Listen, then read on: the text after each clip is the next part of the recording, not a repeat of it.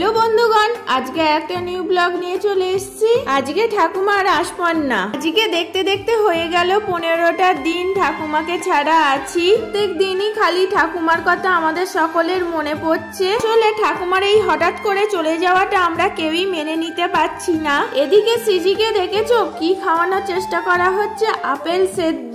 এই first time okay খাওয়ানো হচ্ছে, আর ওর মুখের রিয়াকশনটা দেখেছো? কিছুতেই খেতে চাইছে না। প্রথম দিন জল খাওয়ালাম, সেও খেতে চাইলো না। মা বললো আজকে তাহলে একটু আপেল সেদ্ধ করে খাওয়া। সেও খাওয়াতে গেছি, সেও খাচ্ছে না। মুখে দেখো কিরকম করছে। আপেলটা যেই মুখে দেওয়া হচ্ছে জিভে করে ঠেলে ফেলে দিচ্ছে।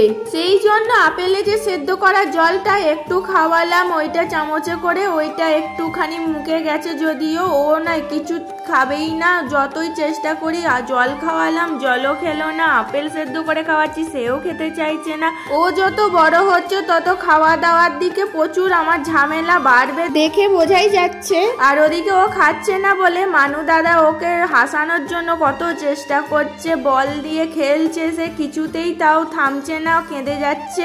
মা তো খালি এটাই বলছে তোর মেয়েকে আমি খাওয়াতে পারবো না। আমি বলছি তুমি যদি না খাওয়াতে পারো তাহলে আমি কেমন করে পারবো বলো? তুমি আগে নাতনিকে ভালো করে খাওয়াও। এখানে একজন কমেন্ট করেছে তোমার নামটা না ঠিক জানা নেই, তুমি যদি আমাকে নামটা জানাও তাহলে খুবই সুবিধা হয় নাম নিয়ে বলার জন্য।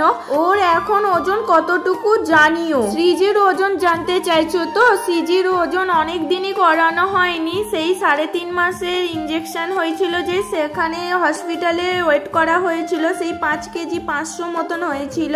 তারপর তার ওয়েট করা হয়নি, হসপিটালেও যাওয়া হয়নি, ডাক্তারখানায় সেরকম গিয়ে ওয়েট করা হয়নি। সেই জন্য ওর ওয়েটটা এখন সঠিকভাবে বলতে পারছি না। আমি এই কদিন ধরে দেখছি একই কমেন্ট বারবার ফিরে আসছে সিজির ওজন কত জানার জন্য। সিজির তো অনেকদিনই ওজন করানো হয়নি, সেই জন্য বলতে পারলাম না। আমার পাশে যিনি বসে আছেন তিনি ঠাকুমার ভাই হন। ঠাকুমার মতনই কতকটা মুখের মিল আছে দেখো। এই ভিডিওটা আমার বঞ্জি করে দিয়েছিল, সেই জন্য দাদুর ভিডিওতেও চলে এসছে এখানে। আমি তো এখন লক্ষ্য করছি।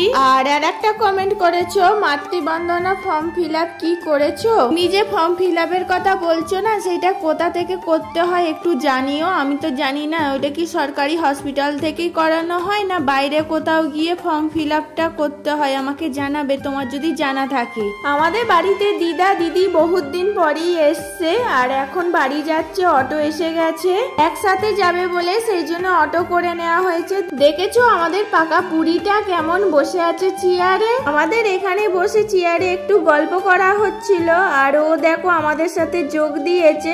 চুপ করে কেমন বসে আছে। ওর ছোট মনে চুল বেঁধে দিয়েছে, আর এই বড় জামাটা পরে একদম বসে পুরো পাক্কা বুড়ি লাগছে দেখো।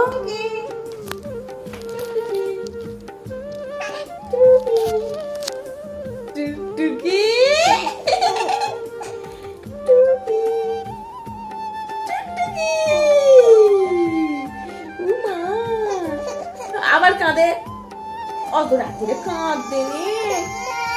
আমি বকিনি, আমি বকিনি, বকিনি বকিনি। আদুরি কাঁদেনি, কাঁদেনি মামা। এস এস তোমার নাও তো একটু ক্রিম মেখে না, একটু ক্রিম মেখে না, না একটু ফর্সা হয়ে না, একটু গালে পাউডার মেখে না, একটু গালে। আবার কাঁদে, আওয়াজ করো, একটু আওয়াজ করো।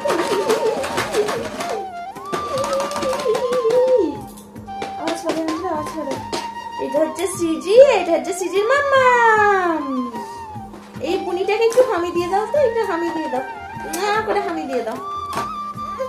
টুকি টুকটুকি টুকি টুকটুকি। আবার খাবে। আমি খালি ওমা এস